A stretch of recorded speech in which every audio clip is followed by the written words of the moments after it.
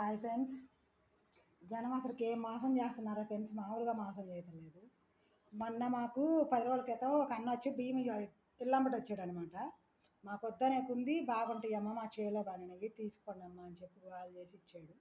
కింట 6 కాడికి రేషన్ బియ్యం ఇచ్చాడు ఫ్రెండ్స్. నేను ఇవాళ ఓపెన్ చేశాను అనమాట, పొద్దున వండుదామని. రేషన్ బియ్యం ఉండే ఫ్రెండ్స్ దాంట్లో. అసలుకైతే ఎంతగా చెప్పాడంటే, దేవుడి మీనొట్టమ్మ మా చేలో పండిన వడ్లు అయ్యి మేమే పండించాము, మిల్లుకి వేసుకొని తీసుకొచ్చాము, మిల్లు కాడించుకొని మా పిల్లల మీనొట్టమ్మ అన్నాడు. అసలుకైతే రేషన్ బియ్యం ఫ్రెండ్స్ అయ్యి ఎంత మోసం చేశాడంటే మామూలుగా మోసం కాదు.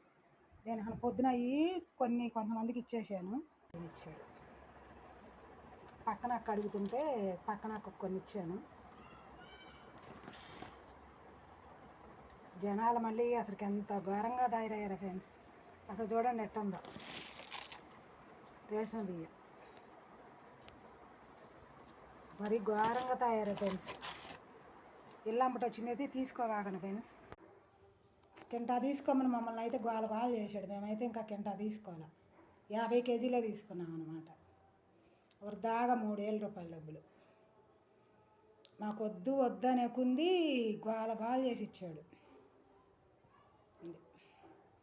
దాగా మోసపోయాం ఫ్రెండ్స్ మేమైతే. మీరైతే మోసపోగాకండట, ఎప్పుడు తీసుకోగాకండి. అంటే అందరూ అట్ట ఉండరులే, కొంతమందే ఉంటారట.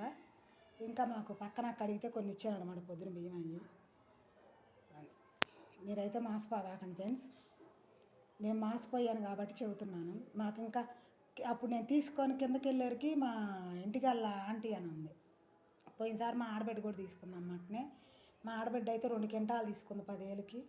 అట్నే మా ఆడబిడ్డను కూడా మోసం చేశారు, మీరు ఎట తీసుకున్నారు అని ఉంది.